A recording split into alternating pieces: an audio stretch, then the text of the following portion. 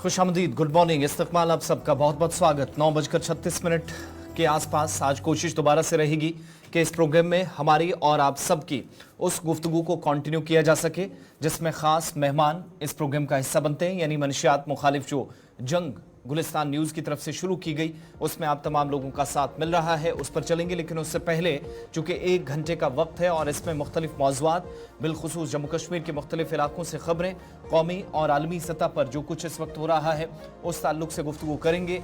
कुछ अहम तरीन मामला जम्मू कश्मीर के सलामती एतबार से और सियासी एतबार से जो इस वक्त अहमियत के हामिल है उन पर गुफ्तगू शनीद करेंगे। मुख्तलिफ इलाकों से हमारे नुमाइंदे हमारे साथ ज्वाइन करेंगे, कुछ मेजर पॉलिटिकल डेवलपमेंट्स हुई हैं उस पर बात होगी। साथ साथ इस प्रोग्राम में कोशिश ये भी रहेगी कि न सिर्फ खबरें आप तक पहुंचे बल्कि आपकी बात भी सुनी जाए, यानी एक स्पेशल सेगमेंट के तहत प्रोग्राम के आखिर में आपकी बात 9:45 के आसपास सुनी जा सके। आप लोग कॉल करके प्रोग्राम में चारों नंबर्स में से किसी एक पर राब्ता कायम करके अपनी बात इस प्रोग्राम के जरिए रखेंगे। जहां तक बात आज के प्रोग्राम के मौज़ूआत है की है तो वज़ीर आज़म, वज़ीर दाखिला, वज़ीर दिफा, लीडर ऑफ अपोजिशन, हिज़्ब इख्तिलाफ के तमाम लीडरान, मुतअद्दिद लोग इस वक्त मुलाकातों का सिलसिला या जम्मू कश्मीर आने और जाने का सिलसिला लगा है। ताज़ा एक और स्केड्यूल सामने आया है, उसके मुतल्लिक थोड़ी देर में अपडेट्स आप तक पहुंचेंगी। जम्मू कश्मीर के अंदर वो जमातें जो गुज़श्ता 30 बरसों से खामोश रही, जम्मू कश्मीर में कभी अगर इनका नाम आया किसी एक्टिविटी में तो मुल्क और रियासत मुखालिफ किसी सरगर्मी में नाम इनका जोड़ा गया, पाबंदियां लगी। लेकिन इन सब के बीच इलेक्टोरल या डेमोक्रेटिक प्रोसेस का हिस्सा बनने वाली इन जमातों में से एक बड़ी जमात, इसका थोड़ी देर में तज़किरा करेंगे कि किस तरीके से जम्मू कश्मीर के अंदर ये जमात या बाकी तमाम वो ग्रुप्स जो अब तक एक्टिव नहीं थे जम्मू कश्मीर के इन इलेक्शंस को न सिर्फ हिस्टोरिक बना रहे हैं बल्कि दिलचस्प भी। इस ताल्लुक से बात होगी। कुछ एक मकामात से बुरी खबरें आ रही हैं, वो थोड़ी देर में अपडेट्स आप तक पहुंचेंगी। साथ साथ बात आज होगी माहौलियात के हवाले से भी, क्योंकि बैक टू बैक कुछ नोटिसेज मुतलका इदारे नेशनल ग्रीन ट्रिब्यूनल की तरफ से जारी किए जा रहे हैं और हुकाम का इस पर जवाब क्या है वो आपके सामने डिटेल्स रखनी है। कुछ एक मकामात पर सियासी सरगर्मियों के दौरान एक दूसरे पर हमले भी हुए हैं, फिजिकली एक दूसरे को टॉर्चर करने की कोशिशें हुई हैं। अब ये हमले किस नौयत के थे थोड़ी देर में उस पर भी डिटेल्स देंगे। इन सारे मौज़ूआत पे जाने से पहले आपको ये बताना जरूरी कि तमाम सोशल मीडिया प्लेटफॉर्म्स पर आप प्रोग्राम सलाम जेके में हमारे साथ रहेंगे, अपनी आरा हम तक पहुंचाते रहिएगा। आपका फीडबैक बहुत जरूरी रहता है, आपके तासुरात जानना इंतहाई जरूरी हमारे लिए है। तो शुरुआत हिस्ट्री ऑफ द डे के साथ होगी। स्टूडियो में गौहर कुचे मेरे साथ मौजूद हैं। आगाज आज के दिन की अहमियत तारीख के आईने में क्या है इस टॉपिक के साथ। बहुत बहुत शुक्रिया आसिफ रशीद। तो प्रोग्राम की शुरुआत है फॉर्मेट के मुताबिक तारीख में आज के दिन के हवाले से। आज 9 सितंबर है और 9 सितंबर को मुल्की और आलमी सतह पर क्या कुछ हुआ है, चंद मालूमात वाक़यात जो आपकी नज़र करते हैं, उसके बाद ही बाज़ाब्ता तौर पर ख़बरों की शुरुआत करेंगे। नज़र डालते हैं तारीख में आज के दिन पर, और आज 1850 में कैलिफोर्निया अमेरिका की 31वीं रियासत बनी, वो आज ही का दिन था। और आज ही के दिन 9 सितंबर साल 1867 में यूरोपीय मुल्क लग्जमबर्ग ने आज़ादी हासिल की है, वो आज ही का दिन था। और आज ही के दिन 9 सितंबर साल 1924 में भारत में 9 सितंबर से 11 सितंबर तक कोहाट फसादात हुए हैं, वो आज ही का दिन था और ये 3 दिन लगातार चले हैं। और आज ही के दिन साल 1939 में 9 सितंबर साल 1939 में दूसरी जंग अजीम के दौरान नाजी फौज वर्सल्स पहुंची है। और आज ही के दिन साल 1949 में भारत की दस्तूर साज असम्बली ने हिंदी को सरकारी जुबान के तौर पर कबूल किया है, वो आज ही का दिन था। और आज ही के दिन साल 1954 में अफ्रीकी मुल्क अलजायर में जलजले से 1400 अफराद हलाक हुए, वो आज ही का दिन था। और आज ही के दिन 9 सितंबर साल 1965 में तिब्बत चीन का खुद मुख्तार इलाका बन गया। और आज ही के दिन 9 सितंबर साल 1967 में युगांडा बरतानिया से आज़ाद हुआ है। और आज ही के दिन साल 1991 में ताजिकिस्तान ने सोवियत यूनियन से आज़ादी हासिल की, वो आज ही का दिन था। और आज ही के दिन साल 2005 में बीजिंग में चवांग पार्क में महात्मा गांधी के मुजस्मे की नकाब कुशाई की गई है, वो आज ही का दिन था। और आज ही के दिन साल 2010 में दादा साहब फाल्के अवार्ड देने का फैसला किया गया है। और आज ही के दिन 9 सितंबर साल 2012 में इराक में एक बम धमाके में 100 से ज्यादा अफराद जबकि 350 दीगर जख्मी हुए हैं। तो नाजरीन, ये थी तारीख में आज के दिन के हवाले से बात। आज 9 सितंबर को मुल्की और आलमी सतह पर क्या कुछ हुआ है वो हमने बताया है। बाज़ाब्ता तौर पर खबरों की शुरुआत होगी और खबरों की शुरुआत करेंगे आसिफ रशीद। चलिए शुरुआत अहम तरीन खबर के साथ करते हैं। एक ऑपरेशन जो कल शाम होते हुए फौज और पुलिस की जानिब से तस्दीक की गई थी कि इस इलाके के अंदर चल रहा है। राजौरी से बड़ी खबर है कि नौशहरा में फौज की जानिब से दरअंदाजी की कोशिश को नाकाम बनाया गया है। इसमें ऑपरेशन में अब तक 2 दरअंदाज हलाक हुए हैं। इसकी पुलिस की जानिब से ऑपरेशन की तस्दीक की गई थी और फौज ने इस ऑपरेशन में 2 लोगों के मारे जाने की तस्दीक की है। इतलात के मुताबिक 2 AK-47 राइफलें और पिस्तौल भी बरामद हुए हैं, जो राजौरी पुलिस की जानिब से कंफर्मेशन कल ऑपरेशन की जा रही थी। लेकिन चूंकि फौज इस ऑपरेशन में सरहदी इलाके के अंदर काफी मसरूफ थी और ऑपरेशन कंची इसका नाम दिया गया, जो अब से थोड़ी देर पहले फौज की जानिब से एक ट्वीट भी आया व्हाइट नाइट कॉप्स की जानिब से। ऑपरेशन कंची कहा गया कि मुसद्दिका इतलात मिलने पर या जो इंटेलिजेंस एजेंसीज की तरफ से इनपुट्स थे जम्मू कश्मीर पुलिस के बाद कि इन्फिल्ट्रेशन हो सकती है, एक एंटी इन्फिल्ट्रेशन ऑपरेशन चलाया गया फौज की जानिब से 8 और 9 की दरमियानी शब को। ये लाम का एरिया है, नौशहरा सेक्टर। 2 टेररिस्ट अभी तक फौज के मुताबिक न्यूट्रलाइज किए जा चुके हैं और भारी मकदार में जंगी सामान भी बरामद हुआ है, जिसमें 2 AK-47 राइफल हैं, 1 पिस्तौल है जो रिकवर हुए हैं। और फौज जब ये एक्स पर पोस्ट करके जानकारी दे रही है तो व्हाइट नाइट कॉप्स के मुताबिक इलाके के अंदर उस वक्त भी सर्च ऑपरेशन चल रहा था। ये वो इलाका जो राजौरी का हद मुतारका का लास्ट एरिया भी आप कह सकते हैं। नौशहरा वाली साइड से जब आप देखते हैं और पाकिस्तान के साथ लगने वाले एरियाज में से एक ऐसा एरिया जहां पर माजी में आर पार गोलाबारी की वजह से भी काफी ज्यादा नुकसान लोगों ने उठाया है। लेकिन इस वक्त की सूरत हाल क्या है, ऑपरेशन कंची के मुतालिक मजीद तफसीलात के लिए राजौरी चलते हैं। जमशीद हमारे साथ इस वक्त ज्वाइन किए हुए हैं नौशहरा सेक्टर के अंदर, जहां पर फौज की जानिब से कार्रवाई जारी है। पिछले कई रोज से आप सब जानते हैं कि हुरा, लाम और मुनक्का इलाकों के अंदर जो सरहदी बेल्ट है वहां पर एंटी इन्फिल्ट्रेशन ऑपरेशंस भी चल रहे हैं या जो कार्रवाइयां वो चल रही हैं, क्योंकि इस तरह की इतलात फौज और पुलिस के मुताबिक काफी पहले से थी। मुतअद्दिद इलाकों के अंदर तलाशी कार्रवाइयां हमने देखी और मामूल के मुताबिक शहरों तक गश्त भी, क्योंकि जम्मू कश्मीर के अंदर असेंबली इंतखाबात भी होने जा रहे हैं। 3 मुख्तलिफ मराहिल में दूसरा मरहला राजौरी पुंछ के लिए है, रियासी इसके साथ है। तो इस पूरे बेल्ट के अंदर जो पिछले 6-7 माह के दौरान हमने देखा काफी ज्यादा मुतासिर रहा, मिलिटेंसी के काफी ज्यादा वाकयात रूनुमा हुए, सिक्योरिटी फोर्सेज ने काफी ज्यादा नुकसान मुख्तलिफ इलाकों के अंदर उठाया और बिलाखिर इसी इलाके के अंदर जो शक व शुबहात थे वो इसलिए दुरुस्त साबित हुए क्योंकि इस इलाके में सर्च ऑपरेशन शुरू हुआ था।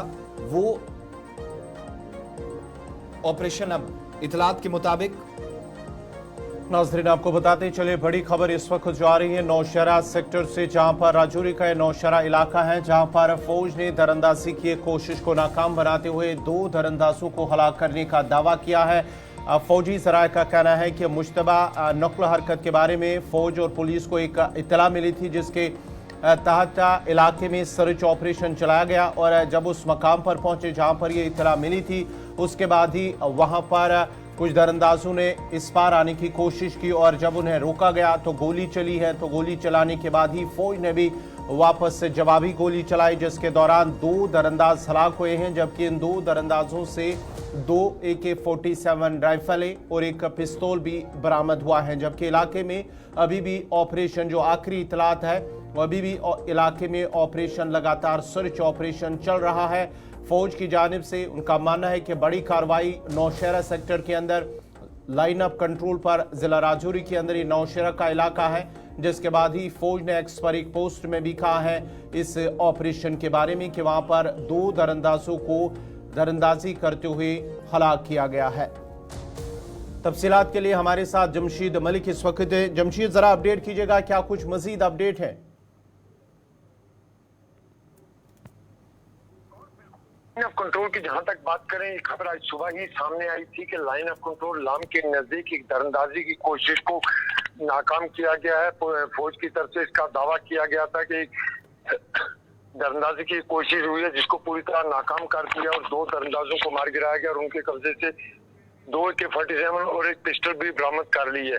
फौज की तरफ से बयान आज सुबह ही जारी किया गया कि दौरान शब ये इनकाउंटर हुआ जब दरअंदाजी की कोशिश करते हुए 2 मिलिटेंटों को मार गिराया गया और उनसे 2 AK-47 और एक पिस्टल बरामद करके उसके बाद पूरे इलाके में बड़े पैमाने पर सर्च ऑपरेशन चलाया जा रहा है। लाइन ऑफ कंट्रोल पर इस तरह की खबरें इससे पहले भी काफी सुनने को मिली है, मगर आज फौज की तरफ से पहले इसकी तस्दीक कर दी गई है। बहुत बहुत शुक्रिया जमशीद तफसीलात फराहम करने के लिए। अभी भी ऑपरेशन इस वक्त इलाके के अंदर चल रहा है। तफसीलात जमशीद फराहम कर रहे थे और ये वो एक्स पर पोस्ट है जो फौज की तरफ से अब से थोड़ी देर पहले जानकारी दी गई। ऑपरेशन कंची इसका नाम है। मजीद तफसीलात का इंतजार रहेगा क्योंकि पुलिस या फौज ही इस सिलसिले में कोई जानकारी मजीद दे सकती है। फिलहाल 2 दरअंदाजों के मारे जाने की तस्दीक कर दी गई है। एंटी इन्फिल्ट्रेशन जो ऑपरेशन चला था वो ऑफिशियली फिलहाल खत्म नहीं हुआ। कंची का इलाका है, लाम सरहद के बिल्कुल करीब।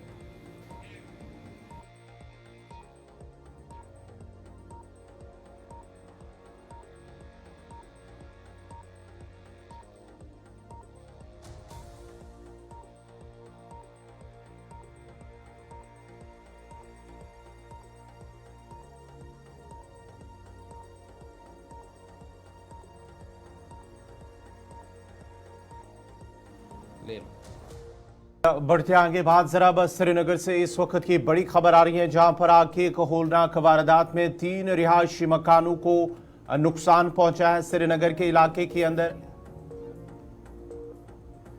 आपको बताते चले श्रीनगर के अंदर बड़ी खबर इस वक्त जो आ रही है कि वहां पर आग की एक होलनाक वारदात में 3 रिहायशी मकानों को नुकसान पहुंचा है।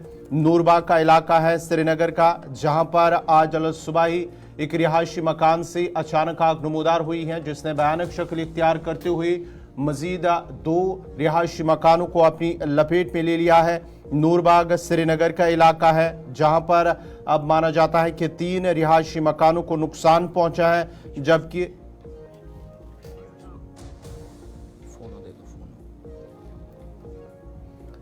तफसीलात के लिए हम सीधा श्रीनगर चलते हैं अपने नुमाइंदे सईद इरफान फाजिल के पास। इरफान जरा अपडेट कीजिएगा, नूरबाग श्रीनगर से बड़ी खबर जहां पर आ रही है थी 3 रिहायशी मकान नजरातश हुए हैं, क्या कुछ अपडेट है?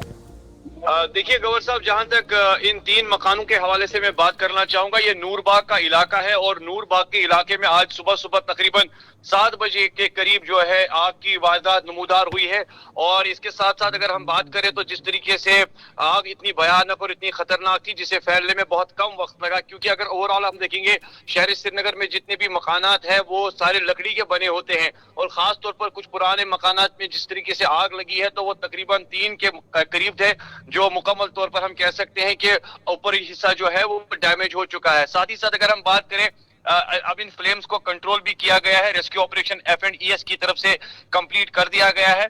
और खास तौर पर सुबह सुबह जब 7 बजे के करीब ये आग की वारदात नमूदार हुई तो उसके बाद ही वहां पर फायर एंड इमरजेंसी सर्विसेज जो है वो पहुंची, मगर अभी तक ये इत्तला जरूर मिल रही है कि अल्लाह का करम है कोई लॉस वगैरह लाइफ के हवाले से नहीं हुई है या कोई इंजरीज वगैरह नहीं हुई है।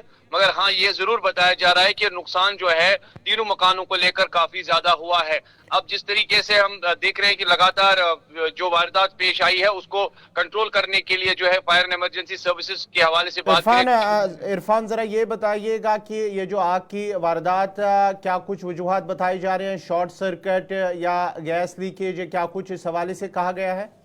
देखिए, जिस तरीके से हमने अभी कंफर्मेशन सोर्सेज के हवाले से जो खबर आ रही है, बताया जा रहा है कि शॉर्ट सर्किट है और शॉर्ट सर्किट की वजह से ही जो है आग की वारदात पेश आई है और खास तौर पर जितने भी नियर टू नियर इसमें मकानात वगैरह थे उसमें आग लग गई है। फिलहाल तो आग को कंट्रोल कर दिया गया है, मगर डैमेज जो है गवर साहब वो काफी ज्यादा बताया जा रहा है।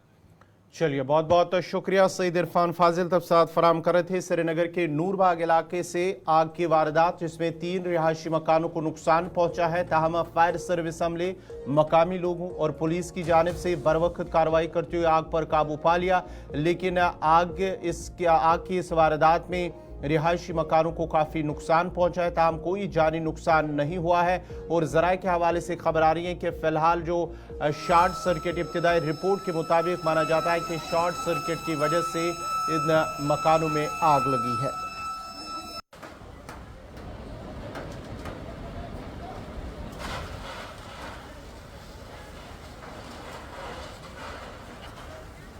चलिए नाज़रीन, बढ़ते हैं आगे। बात जरा अब जम्मू कश्मीर की सियासत की करते हैं, क्योंकि आने वाले कुछ ही दिन बचे हैं जब जम्मू कश्मीर के अंदर असम्बली इंतखाबात का पहला मरहला शुरू होगा। यानी कि रमज़ान की 18 तारीख को पहला मरहला शुरू होगा और उससे पहले हर किसी सियासी जमात की जानिब से सियासी सरगर्मियां लगातार जारी हैं। लेकिन बात करेंगे उस जमात की जो पहली बार साल 1987 के बाद पहली बार इस इलेक्शन दौड़ में हिस्सा ले रही हैं, जमात इस्लामी, जिनकी जानिब से कल हमने देखा है कि जनूबी कश्मीर के कुलगाम के अंदर उन्होंने एक बड़ा शो दिखाया है कि किस तरह से जब वो मैदान में उतरे हैं तो बड़े उम्मीद के साथ उतरे हैं मैदान के अंदर। कुलगाम के अंदर जब हज़ारों लोगों की तादाद में उन्होंने एक रोड शो किया है जमात इस्लामी की जानिब से, और उन्होंने कहा मरकजी हुकूमत से, जहाँ उन्होंने उसके दौरान ही एक तो अपील भी की है कि जमात इस्लामी पर जो पाबंदी है उसे हटाया जाए, और साथ ही साथ उन्होंने कहा है कि वो अमन को फ़रोग देने की कोशिश कर रहे हैं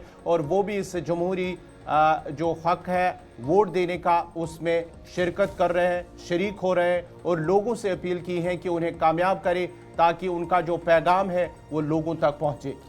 वादी कश्मीर में मुख्तलिफ सियासी जमातों के साथ साथ तकरीबन आप एक अंदाज़ा लगा लीजिएगा 33 से 34 वर्षों के बाद, इस तवील मुद्दत के बाद जमात इस्लामी इलेक्टोरल प्रोसेस का हिस्सा बन रही है। ये पहला अवामी जलसा था, बुगाम कुलगाम के अंदर शुरुआत हुई है। इस पर मजीद जरा गुफ्तगू करते हैं। एग्जीक्यूटिव एडिटर इशफाक गौहर हमारे साथ श्रीनगर से हैं। इशफाक, जनूबी कश्मीर से इस कैंपेन की शुरुआत हुई और पहला जलसा, हजारों की तादाद में लोगों का आना, जो पैगाम देने की कोशिश हुई वो वाक़तन चला गया होगा। लेकिन साउथ कश्मीर के अंदर इतने बड़ी रैलियां, पर्टिकुलरली इन 4 अजला के अंदर आने वाले पहले 2 फेसेस में किस हद तक, जहां पहले फेस में 4 अजला शामिल हैं, 18 तारीख को पोलिंग होगी, जमात इस्लामी का इस तरह का जलसा क्या चीजों को वाकई में असरअंदाज करने वाला है और बाकी सियासी जमातों के लिए एक चैलेंज पहले जलसे से कम ये जाहिर हो रहा है? देखिए आसिफ, जब आप इंतखाबी दंगल की बात करते हैं तो बिसात बिछ चुकी है, और जब बिसात सजी है, चेस बोर्ड सज चुका है, तो हर एक प्लेयर अपना अपना दाव खेल रहा है। ममनुआ तंजीम जमात इस्लामिया पर पाबंदी है, इसलिए जमात डायरेक्टली कोई भी जलसा नहीं कर सकती है, कोई भी एक्टिविटी यहाँ पर नहीं कर सकती है। लेकिन उसके बावजूद भी एक सेट प्लान के तहत जमात का काडर एक्टिवेट हुआ है और उन्होंने जनूबी कश्मीर, शुमाली कश्मीर से कुछ आज़ाद उम्मीदवारों को उठाया है जो किसी न किसी तरीके से जमात इस्लामिया के साथ वाबस्ता रहे हैं या जमात के ख़ास रुकन हैं, कायम हैं, उनके करीबी रिश्तेदार हैं, उनको उठाया गया है और एक मैसेज देने की कोशिश की गई है कि जो 30 साल से उनका एक मौक़िफ़ था कि इंतखाबी दंगल से कुछ नहीं निकलेगा, उनका मौक़िफ़ कुछ अलग था, उसमें एक बड़ी तब्दीली आई है। और जिस जलसे की आप बात करते हैं, ऑब्वियसली ये बुगाम का इलाका है साउथ कश्मीर का, जहां पर कल जमात इस्लामिया ने अपनी पहला शो और पहली गैदरिंग दिखाई है, जिसके बाद सियासी हलकों के अंदर भी काफ़ी ज़्यादा गहमा गहमी और काफ़ी ज़्यादा बातें जो है वो हो रही है, क्योंकि साउथ कश्मीर के कुछ पॉकेट्स ऐसे हैं, कुछ सीटें ऐसी हैं जहां पर जमात इस्लामिया का अच्छा खासा रोल है और जमात इस्लामिया के वोट बैंक अगर वहां वोट करने निकलते हैं तो कुछ भी उलटफेर देखने को मिल सकता है। अब जमात की तरफ से कल बराह रास्त कोई जलसा नहीं था, आज़ाद उम्मीदवारों ने जलसा किया, लेकिन बात कश्मीर की, कश्मीरियत की, कश्मीरी नौजवान जो जेलों के अंदर बंद हैं उनको वापस लाने की और एक दायमी हल की बात कहीं ना कहीं उनकी तरफ से सामने रखी गई और ये साफ कर दिया कि जिन कठिन और मुश्किल हालात में वो इस मकाम पर पहुंचे हैं और जिन तनकीद का सामना, जिस तनकीद के ज़रिए से उन्हें उकसाने की कोशिश की जा रही है, उसके बावजूद भी जिस मुनज़्ज़म तरीके से वो अब की बार सामने आए हैं वो ज़रूर जीत कर आएंगे। तो सीधी सी बात है, साउथ कश्मीर का तारिगाम का इलाका हो, साउथ कश्मीर का बुगाम का इलाका हो, साउथ कश्मीर की कुछ और सीटें हों जहां पर अब ये सारी नजरें और ये सारा कैलकुलेशन चल रहा है कि अगर जमात का काडर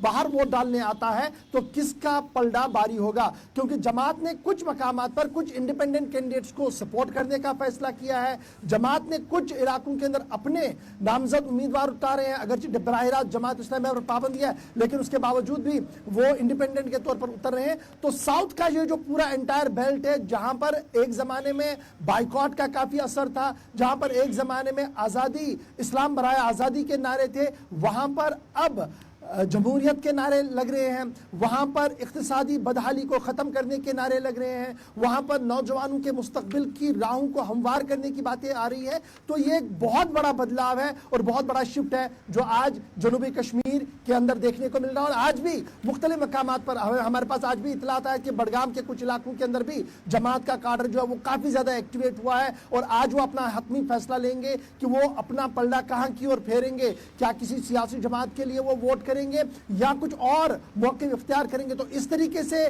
बडगाम से लेकर साउथ तक जब आप देखेंगे, श्रीनगर में उतनी ज्यादा प्रेजेंस उनकी नहीं है, नॉर्थ के कुछ पॉकेट्स के अंदर जरूर उनकी प्रेजेंस है। तो ये वाला फैक्टर जो है ये बज कर रहा है मुख्तलिफ पॉलिटिकल सर्कल्स के अंदर। लेकिन अच्छी बात ये है कि 3 दहाइयों के बाद at least 30 after 30 gap of 30 years Jamaat cadre activate है, मैदान में है, जमहूरियत की बातें हो रही है, इस दौरान जो आप बता रहे हैं कि और नौजवानों की बातें में जमात इस्लामी की तरफ से क्या नारे लगाए जाते थे, अवाम के दरमियान कैसे अपना दबदबा कायम रखा गया था, मौकिफ में तब्दीली के बाद जब आप अवाम में जाते हैं तो एक तासुर तो यह भी दिया जाता है कि आप अपनी बेस लाइन से हट गए हैं जिसके लिए पार्टी या ये ग्रुप बना था।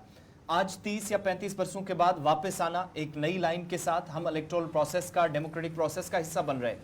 पहली बात तो ये कि आपका नुक्ता नजर इस पर क्या है कि ये बात वादी कश्मीर के अवाम या वो तमाम लोग जो जमात को बहुत करीब से देखते रहे, फॉलो करते रहे, वो कबूल करेंगे, या फिर ये प्रेशर टैक्टिक्स एक तरह से इस बात पर भी है, हुकूमती सतह पर दबाव बनाने की कोशिश है कि आप हमारी जमात पर बैन लगा रहे हैं लेकिन हमारे साथ इतनी बड़ी तादाद में अवाम भी है तो हम भी जमहूरी तर्ज अमल का हिस्सा बनना चाहते हैं। देखिए, आपको देखना होगा कि जब लोकसभा के इलेक्शन में कायम जमात, रुकन जमात बाहर आए, सीनियर जमात के लीडर्स बाहर आए और उन्होंने वोट किया, तो उसी वक्त एक सिग्नल उन्होंने दिल्ली तक पहुंचाने की कोशिश की कि अब की बार हवा बदली है, अब की बार सोच बदल रही है, और उसका कहीं ना कहीं खैर मकदम भी कुछ सर्कल्स के अंदर किया गया। लेकिन मरकजी हुकूमत, वजारत दाखिला ने जमात इस्लामिया पर पाबंदी कंटिन्यू रखी जिसकी वजह से वो बराह रास्त मैदान में नहीं आए। उसके बाद लग रहा था कि शायद वो किसी को सपोर्ट करेंगे और किसी पार्टी के लिए काम करेंगे, लेकिन जमात का जो अपना एक सिस्टम आज के दिनों में है, 5-6 लोग जो भी बाहर है जो इस पूरे प्रोसेस को देख रहे हैं, उन्होंने ये फैसला लिया कि now we will file independent candidates, और उन्होंने अपने ही अरकान को खड़ा कर दिया कई कई मकामात पर। अब सवाल ये है कि जमात का एंटायर काडर जो हुकूमत खुदा की, जमीन खुदा की का नारा दे रहे थे, क्या इसको एक्सेप्ट करेंगे? तो कल वाला जलसा ये बता रहा है कि सोच काफी तब्दील हुई है। और यहाँ पर जिस जमात को हम मादूदी का एक बड़ा मिशन मानते हैं, जहां पर हुक्म अल्लाह का, जमीन अल्लाह का सबसे बड़ा नारा है, वहां पर वो तब्दील होता हुआ नजर आ रहा है। और यही वजह है कि कुछ चीजें तनकीद के तौर पर भी हो रही है, लेकिन कुछ पॉलिटिकल सर्कल, कुछ नौजवान ये कह रहे हैं कि जमात का आना खुशाइंद कदम है, ये माजी में भी चुनाव लड़ रहे हैं, अगर ये आते हैं तो उतनी बड़ी तब्दीली नहीं होगी, लेकिन जरूर एक ऐसी आवाज असेंबली के अंदर हो सकती है जो पीपल्स विल को रिप्रेजेंट कर सकती है। इस तरीके का भी बिल है। एक तो ये है, अब जमात ने जिस तरीके का टैक्टिकल फैसला लिया, पहले एक जमाना था कि हिजबुल मुजाहिदीन और जमात इस्लामिया को एक साथ देखा जा रहा था, फिर एक जमाना आया कि खुद को अलग करने की कोशिश की और सईद अली गिलानी साहब को आगे कर दिया, फिर एक जमाना आया सईद अली गिलानी साहब जमात से अलग चले गए और जमात ने अपना स्टैंड ही टोटल यू मुंह में ले लिया और उन्होंने कहा कि देखिए जी हम दीनी जमात है तो दीनी काम करेंगे और दीनी इज्तिमात करते रहे। और आज का ये जो बड़ा मुंह उनका आया है, ये साफ दिखा रहा है कि जमात ने जो फैसला लिया है आने वाले दिनों में वो मुख्तलिफ सियासी जमातों के लिए भी एक बड़ा सवाल होगा। और क्या मरकजी हुकूमत इससे मुतमईन होगी कि अब जमात इस्लामिया सेक्शनिस्ट पॉलिटिक्स नहीं करेगी, आज़ादी बराए इस्लाम की पॉलिटिक्स नहीं करेगी, हिंदुस्तान से अलहदगी की पॉलिटिक्स नहीं करेगी? अगर उन्हें इस बात का पूरा भरोसा मिला तो हो सकता है आने वाले दिनों में पाबंदी भी हट जाए, लेकिन फिलहाल पाबंदी जमात पर है। लेकिन जमात ने जिस शो का कल मुजाहिरा किया है, उसके बाद साउथ कश्मीर के मुख्तलिफ सर्कल्स के अंदर, पॉलिटिकल सर्कल्स के अंदर हंगामा काफी ज्यादा है। इशफाक, आप हमारे साथ रहिएगा। एक अहम तरीन खबर एक और चूंकि अपने देखने वालों को हमने बतानी है, जब बात माजी की हुई है तो कल फिर से माजी याद दिलाया गया। और आप सब जानते हैं मुख्तलिफ पॉलिटिकल पार्टी जम्मू कश्मीर के अंदर इंतखाबी दंगल का हिस्सा बन ही रही है, लेकिन इस दौरान एक दूसरे पर ताबड़तोड़ हमले या एक दूसरे से सवाल पूछे जा रहे हैं। लेकिन कल एक ऐसा बयान रामबन के अंदर दिया गया जो इस वक्त काफी ज्यादा तबसरा या फिर आप कह लीजिए जिस पर हो रहा है या बाहिर से मौजू बना हुआ है। नेशनल कॉन्फ्रेंस और कांग्रेस अपनी जगह, लेकिन पीपल्स डेमोक्रेटिक पार्टी और बीजेपी भी आमने सामने आई और मरकजी वज़ीर दिफा जो कि स्टार कैंपेनर्स में से एक बीजेपी के लिए हैं, कहा कि वो नौजवानों के केसेस खत्म करने की कोशिशें कर रहे थे। इतना ही नहीं, हुर्रियत कॉन्फ्रेंस के साथ बराह रास्त मुज़ाकरात की पहल भी मरकजी सरकार की जानिब से की गई और कहा कि बतौर वज़ीर दिफा होते हुए उन्होंने ये 2 बड़ी कोशिशें की, लेकिन इन कोशिशों का नतीजा उनके मुताबिक बिल्कुल भी नहीं आया। मरकजी वज़ीर दिफा के बयान के मुताबिक उन्होंने उस वक्त की वज़ीर आला और पीडीपी सदर महबूबा मुफ्ती के साथ तमाम तरह की बात की, हर तरीके से जम्मू कश्मीर के अंदर बिलखुसूस कश्मीर वादी के अंदर जो नामसाइद हालात थे, चाहे वो बुरहान वानी के एनकाउंटर के बाद बने हो जुलाई 2016 के बाद या उससे आगे और पीछे वाला टेनियर, उस बुरे दौर से बाहर निकालने के लिए मरकज जो कोशिशें कर सकता था वो की गई। लेकिन वज़ीर दिफा के मुताबिक जितनी भी कोशिशें दिल्ली से हुई वो रायगां गई, यहां तक कि उन तमाम लोगों का जो लाखों वोट्स लेकर मुल्क की सबसे बड़ी पंचायत में अवामी नुमाइंदे की हैसियत से गए थे, उन लोगों के डेलीगेशंस भी कश्मीर आए। ना हुर्रियत ने जवाब दिया और ना उस वक्त के वज़ीर आला की तरफ से। इस बयान के बाद पीडीपी से भी सवाल पूछे जा रहे हैं और उन लोगों से भी जो उस वक्त हुकूमत का हिस्सा थे कि क्या अगर ये कोशिश होती कि नौजवानों से केसेस वापस लिए जाते तो क्या जेलों में नौजवानों की तादाद कम होती। दूसरी तरफ पीडीपी बार बार एक बयान देती रही है कि हमने हजारों नौजवानों से केसेस वापस लिए।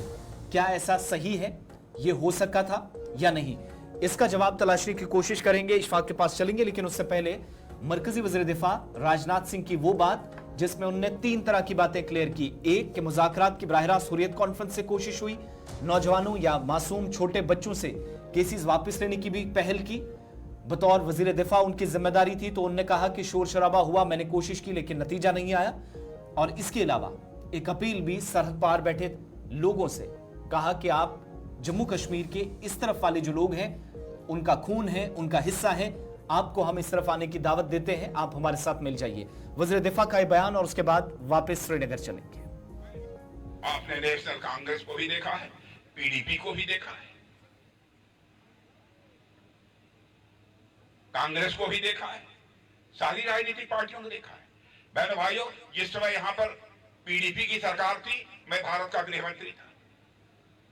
बराबर आकर उस समय की मुख्यमंत्री महबूबा जी से मैं कहता था हालात सामान्य होने चाहिए। यहां तक कि मेंबर ऑफ पार्लियामेंट का एक डेलीगेशन मेरे गृह मंत्री रहते हुए मेरे नेतृत्व में यहां पर आया था। मैं विरोधी दल के कुछ सांसदों को, वरिष्ठ सांसदों को, जिसमें शरद यादव जी भी उस समय थे, कम्युनिस्ट पार्टी के भी नेता थे, मैंने कहा कि हम तो भारतीय जनता पार्टी के हैं, हमसे यह सब हुर्रियत वाले लोग हमसे जलते हैं, हमको देखकर चिढ़ते हैं। लेकिन मैं चाहता हूं कि श्रीनगर में अमन अमान के हालात कायम होना चाहिए। यदि आप लोग यह बात करिए तो हम बात करने के लिए तैयार हैं, लेकिन शांति चाहिए, शांति की बहाली हम कश्मीर में चाहते हैं। और मेरे ही हमसे पूछकर शरद यादव और कुछ कम्युनिस्ट पार्टी की लीडर उनसे मिलने के लिए हुर्रियत कॉन्फ्रेंस के लोगों के दरवाजे पर गए और बहनों भाइयों, उन लोगों ने दरवाजा बंद कर दिया था। हमारे देश के वरिष्ठ सांसदों से वह बात नहीं करेंगे। छोटे मासूम बच्चों के ऊपर, जिनके ऊपर केसेज लगे थे, बार बार वहां की जनता कहती थी कश्मीर की कि गृह मंत्री जी मासूम बच्चे हैं, छोटे बच्चे हैं, इनके केसेस को विड्रॉ कर ली। उस समय की मुख्यमंत्री से बात किया मैंने कहा कि मैं आप इस बात की मैं इजाजत देता हूं कि जो मासूम और छोटे बच्चे हैं जिन पर मुकदमे लगे हैं वो वापस कर लिए जाए। कलेजा खोलकर कश्मीर में हालात को काबू पाने के लिए, हालात को बेहतर करने के लिए जो कुछ भी करना था बहने भाइयों हम लोगों ने किया। लेकिन जिस तरीके से उन्हें रिस्पॉन्ड करना चाहिए था, इन लोगों ने नहीं किया। आतंकवादियों के प्रति वज़ीर दिफा राजनाथ सिंह बात कर रहे थे और साल 2015-16 में जो कुछ हुआ वो गिनवा रहे थे। इशफाक, पीपल्स डेमोक्रेटिक पार्टी का जब भी कभी मौक़िफ़ आया तो कहा गया कि हमने कोशिश ही न सिर्फ की बल्कि उसके मस्बत नताइज भी आए, हज़ारों केसेस नौजवानों से, बच्चों से वापस लिए। लेकिन जो वज़ीर दिफा रामबन के अंदर कह रहे थे कि बातचीत हुई लेकिन नतीजा नहीं निकला, मैंने ज़ाती तौर पर कोशिश की, लोगों को बातचीत के लिए भेजा, हुर्रियत वाला एक अलग पॉइंट, लेकिन नौजवानों की केसेस की जब बात आई तो इस बयान में खुला तजाद नजर आता है, दोनों तरफ से मौकिफ मुख्तलिफ है।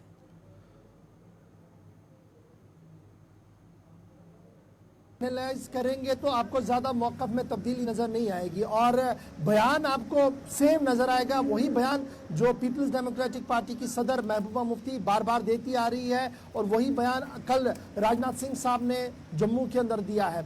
और इस बयान के पस मंजर में आप देखेंगे जब ये इंसिडेंट हुआ था, जब श्रीनगर के अंदर प्रेस कॉन्फ्रेंस भी हुई थी और वो फैसला लिया गया था कि हुर्रियत लीडरों के साथ मुज़ाकराती अमल को आगे बढ़ाया जाए, ये बिल्कुल सही बात है।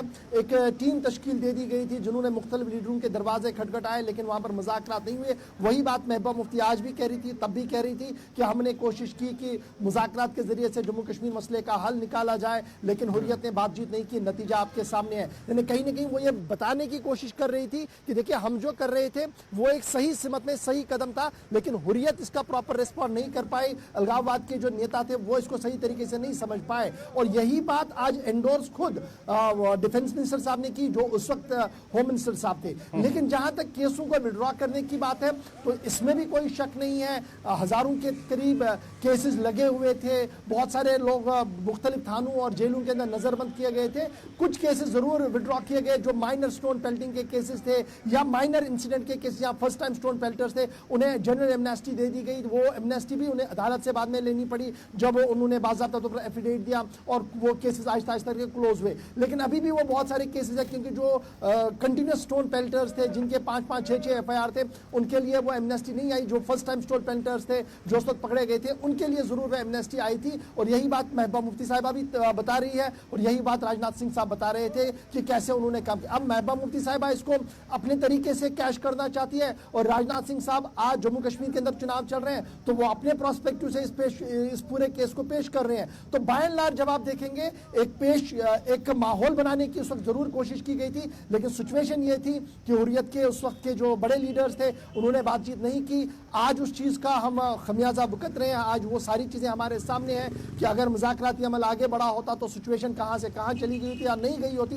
That is secondary question. लेकिन सियासत इस पर बहुत ज्यादा है और दोनों पॉलिटिकल पार्टियां जो है वो इसको कैश इन करना चाहती है। अब राजनाथ सिंह साहब आज जब बयान दे रहे हैं तो जम्मू के लिए ये बयान नहीं है, इसका एड्रेस सीधे कश्मीर प्रोविंस है क्योंकि साउथ कश्मीर में उनके कैंडिडेट है, नॉर्थ कश्मीर में उनके कैंडिडेट है, श्रीनगर के अंदर उनके कैंडिडेट, अगरचे हर कॉन्स्टिट्यूएंसी में उनके कैंडिडेट नहीं है, लेकिन जितने भी कैंडिडेट उनके हैं वो जरूर इसको एनकैश करने की कोशिश करेंगे क्योंकि चुनाव चल रहा है। महबूबा तो पहले ही इस पूरे मामले को एनकैश करने की कोशिश कर रही है और लगातार वो ये बता रही है कि देखिए हम जो कर रहे हैं वो इस तरीके का माहौल था लेकिन मुझे काम करने का मौका नहीं मिला। तो बाय एंड लार्ज चुनाव चल रहा है और चुनाव में इस तरीके की बातें आती है, लेकिन कुछ ना कुछ ये क्रिस्टल क्लियर भी है और हकीकत भी है जो राजनाथ सिंह साहब ने। बहुत बहुत शुक्रिया इशफाक श्रीनगर से हमारे साथ रहने के लिए और दोनों खबरों पर मुकम्मल तज्जिया पेश करने के लिए। दोनों तरफ आप देखिएगा तो अपने अपने हिसाब से इन मामलात पर गुफ्तगू करने की कोशिश हो रही है, वोटरों को माइल करने की कोशिशें हो रही हैं।